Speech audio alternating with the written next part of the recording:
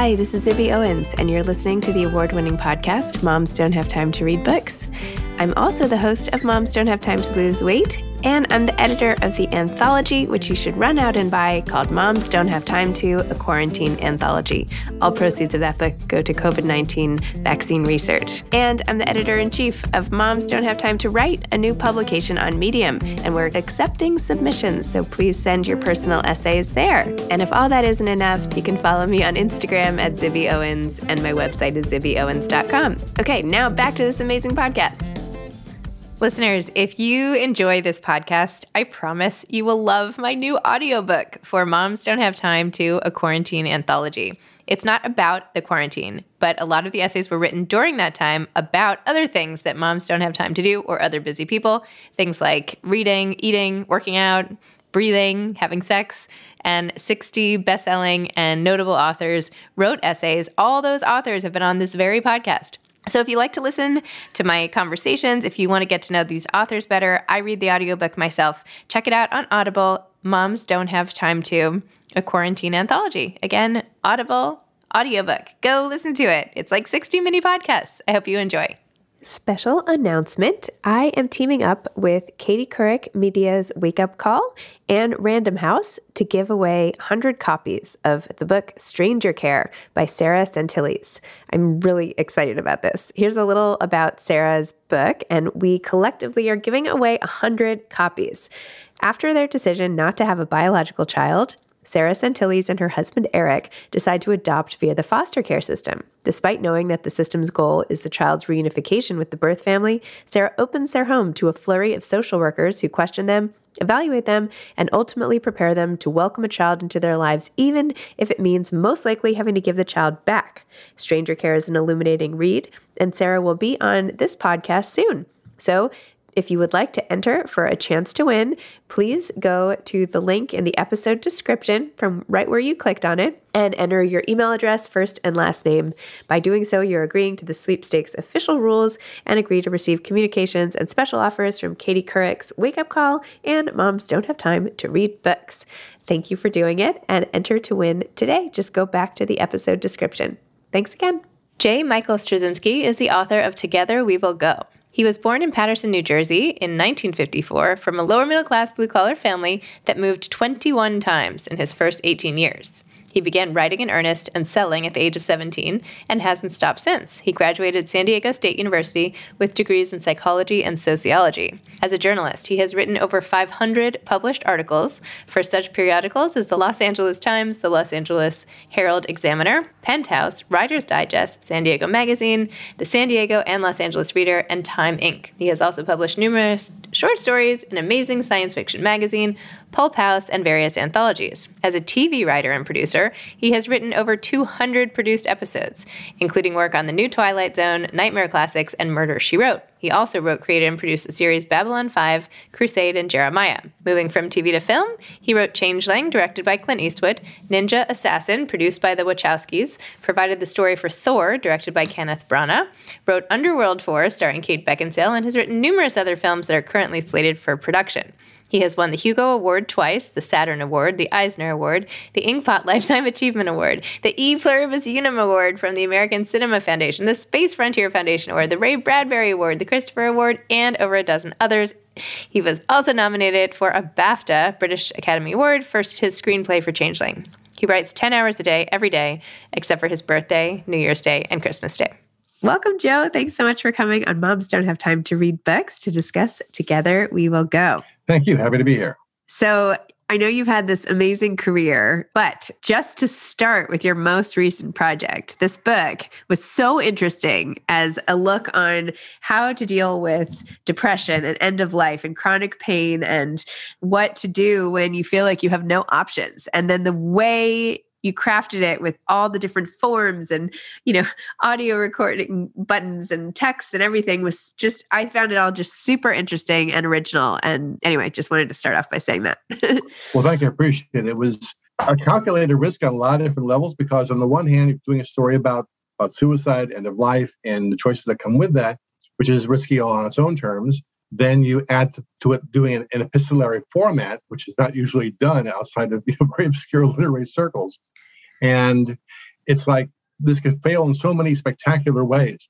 But that to me is the fun of doing it. You want to take chances and do things that are not expected of you. And for me, this was a good chance to do that. I've had a number of friends, large number of friends who have taken their own lives and passed away.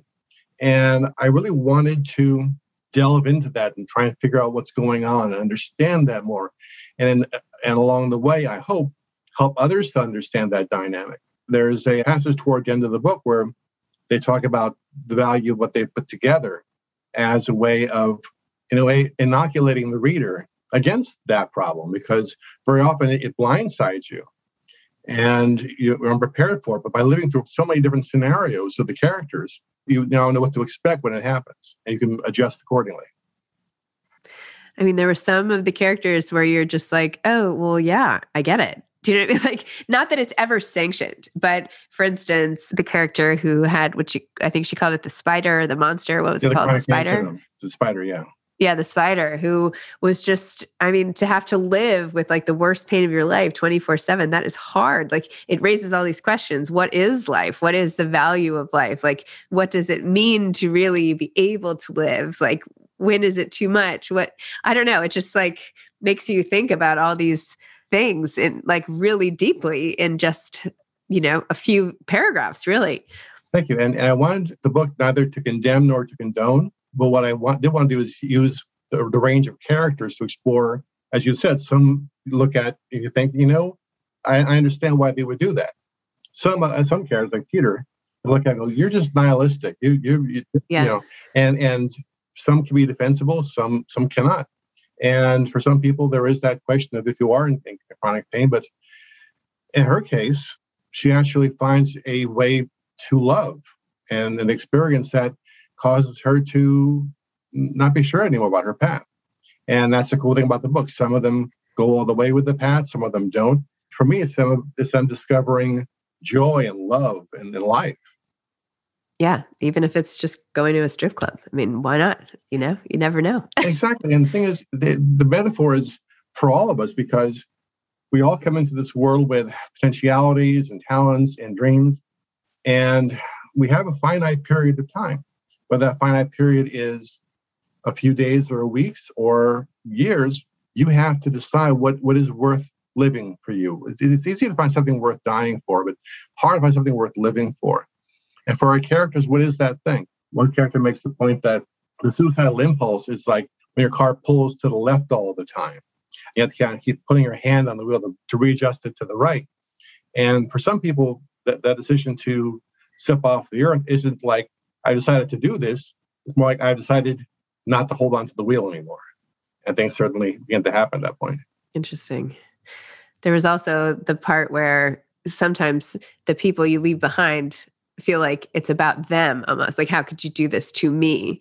Right? Whereas your character's like, could we not just have suicide be finally about us? Like, come on, just give me this one moment. Because of course, what you're doing, and the reason why I feel like in some books I've read where people have really struggled or been on the brink, there's usually one relationship that sort of tethers them back or says like, okay, my son, for instance, and like Erin French's book, Finding Freedom, Founded the Lost Kitchen, like she was on the brink of suicide and said, no, like I've got to be there for my son. I can't. And she like put down the shoelaces or whatever. So sometimes there's just like that one thing. And then there's others, I don't know, there's this whole, like what happens with those who have been left behind by this particular means of death. I don't know. It just like raises all sorts of questions.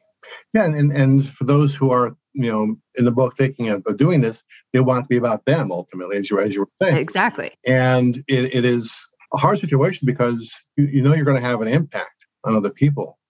But what I found interesting is that those who I've known who have taken the step, there's a lightness to them after they made that decision. Like the hard part was making the decision. Once you got past that, oddly enough, they got like really funny. They got really, free. And that's the reason why I wanted the book to have a sense of humor to it. It's not grim, dark, or relentless the entire time. There's great character moments to it. There's great humor to it and great bonding. They find someone who thinks the same way they do. And not only do they have a companion, but they now have a person to bounce off the question, well, am I really doing the right thing here or not? And some of them indeed do change their minds. I had a very close friend who committed suicide a long time ago, but she had developed some mental illness to go along with it. It sounds like, and I don't think she consciously, I mean, I think there were a lot of factors that led to what happened to her, but I don't know what it was like for the people that you've lost. It sounds like, did they tell you that they had made this decision? Like, or you just knew in retrospect that that's what happened? You kind of know in retrospect. They often don't tell you. One or two people did tell me, but others did not. And one reason I want to write the book also from a youthful point of view is that suicide right now is like the number 2 killer for people in their 20s. It has gotten completely off the hook. And someone had to, I felt, kind of address that in a way that wasn't preachy or wasn't trying to correct them. Just saying, look, these are the options. And there are, I understand where you want to go, but there are other paths you can pursue. Wow. So how was it? How was the act of writing this? And what made you decide to write it in the format? Like, how did you choose this format to tell your story, to tell the story, as opposed to just straight prose of, 12 people like getting together and going on a trip and blah, blah, blah? I like to experiment. I like to push myself. I think that if you want to have a long-term career as a writer, you have to be constantly questioning yourself and challenging yourself and trying new forms. And I always look at what carries the biggest risk. Where can I possibly screw up and blow up my entire career? Writing a epistolary novel in the 21st century. This is going to be great. But I also wanted it's the only vehicle that would, as it were, allow me to really delve into the thought process of everyone involved. Because when we're talking to someone else, very often we choose our words carefully or we hedge our bets. We aren't being 100% honest. But when we're writing just for ourselves, then we tend to be a little more honest. And I wanted this to be an honest discussion of their lives, their histories, what they've gone through, their perspective, why they made the choice that they made, why they may change their minds. And the only way to do that was to get inside their brains and stay there. So the idea of switching points of view 12 times made a lot of sense. Wow. So how long did this project take? Like, when did you come up with the idea, and how long did it take, and what was your process like when you were writing it? Did you have a special place you like to go to get it done, or did you do it everywhere? What was it like? I work in my office. It's my sanctuary. It is the one place where everyone knows don't bug him when he's in there. I've been noodling around with it for quite some time because, as I mentioned, I've lost a number of friends, and stories accrete like lint on a sweater. Bits and pieces stick to you. One day you do that, and oh my God, there's a story. And it was kind of like that. Then I began to sort of see what the focus of it was, the structure of it was. And then finally I thought, okay, I'm going to try this. It took me about a year to write it all together because I really wanted to be authentic in the writing process. And I'm very happy with how it came out. Wow. Oh, me too. How does it differ? I know you've done a lot of work with screen and adapting things and everything from graphic novels and Spider-Man and Ghostbuster. I mean, it's like crazy, all the things. You're like the, Forrest Gump of I was trying to get my 14-year-old son in here to do this with me, but then I was like, it is all about suicide. But I was like, you're never going to believe what this guy has done. And he's like, yeah, I'm going to go back to my video games. But anyway, the point, like, how did you get into, like, how did this whole life sort of happen for you? Seriously, I can't hold a steady job. So we're trying to say. No judgment here. I always knew I was going to be a writer. And from like age 12 onward, there was just never any doubt in my head at all, which is why I created a career where either I was going to make it as a writer or I was going to crash and burn and die. And those were my only options. I started writing in high school, and I started off initially as a journalist. And I thought that might be my path, and enjoyed it quite a bit. And what being a journalist does, it teaches you how to deliver on time, how to think fast, how to write fast. And it wasn't really a plan. I knew I kind of wanted someday to work in TV or someday to work in movies, but I kept blowing up one career and moving on to the next. So I picked up journalism, went from there to animation, blew that up, and got into live action. So far, so good.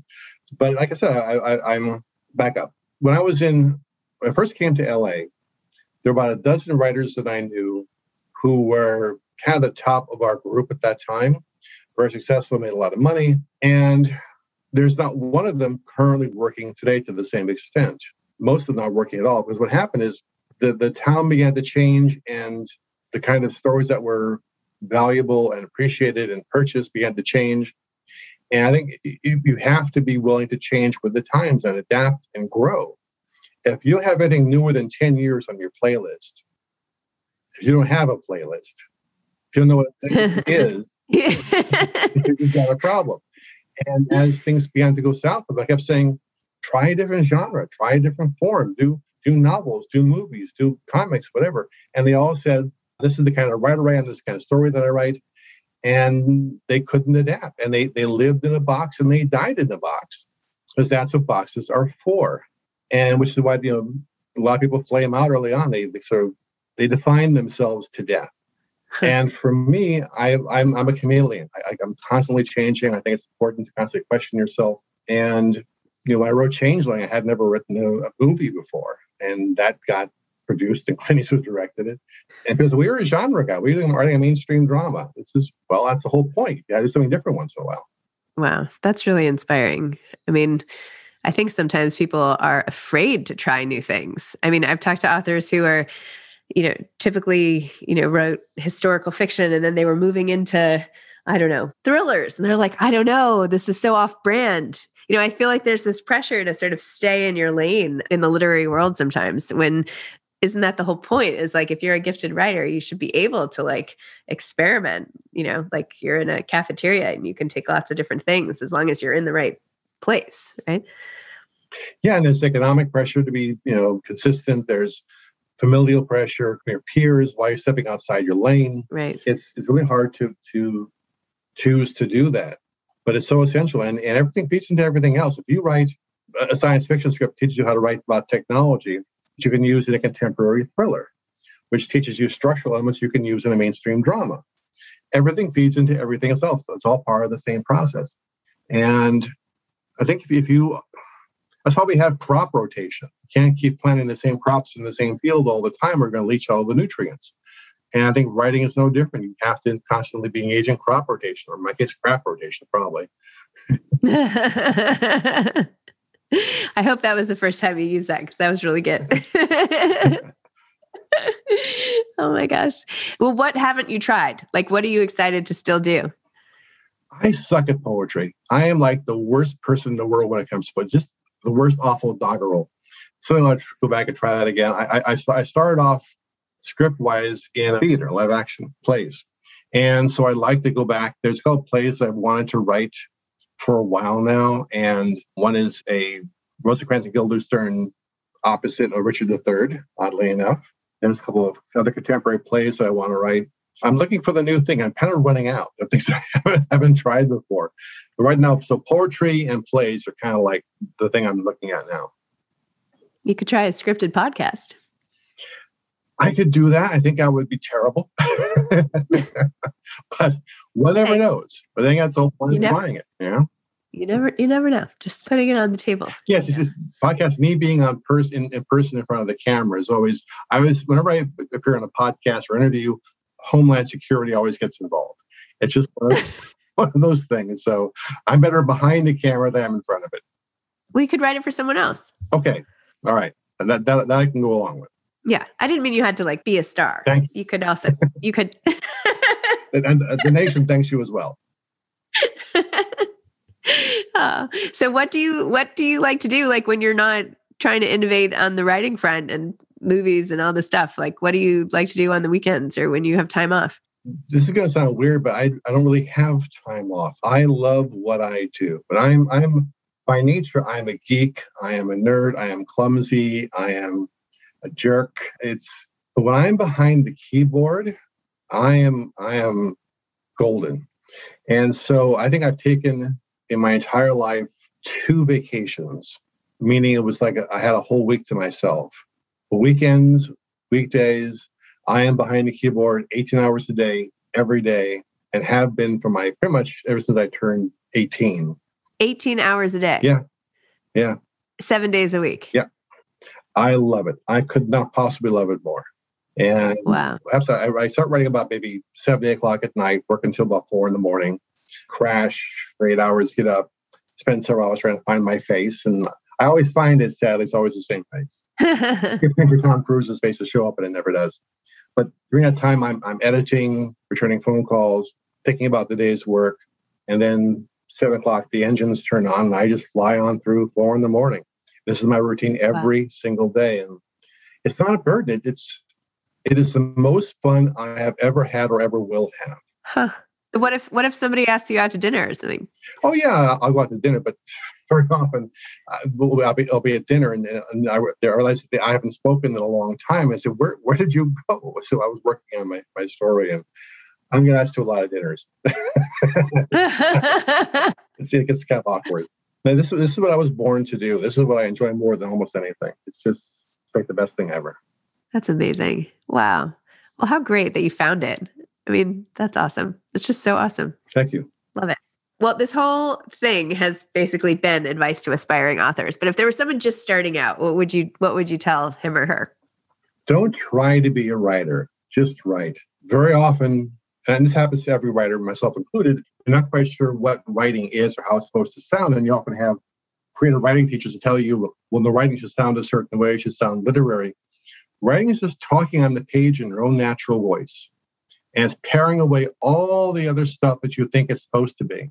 It should be natural. It should be fun. It should be easy. Imagine, if you will, old-fashioned dance hall.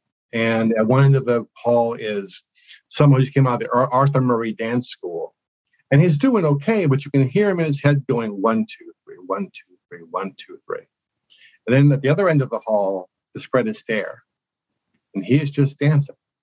There's trying to dance, and there's dancing.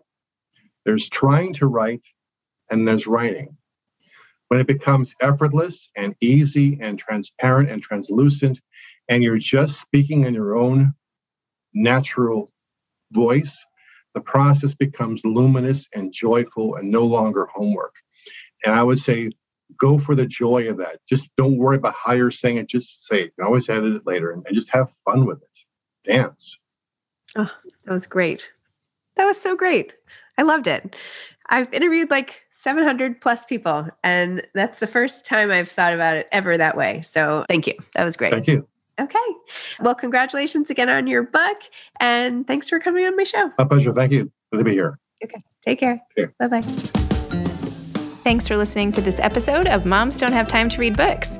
Don't forget to follow me on Instagram at Zibby Owens and at Moms Don't Have Time to Read Books. Also sign up for my newsletter at zibbyowens.com and sign up for my virtual book club and meet lots of authors on Zoom every other week. Thanks so much to Steve and Ryan at Texture Sound for the sound editing. And thank you to Morning Moon Productions for providing this fantastic intro and outro music.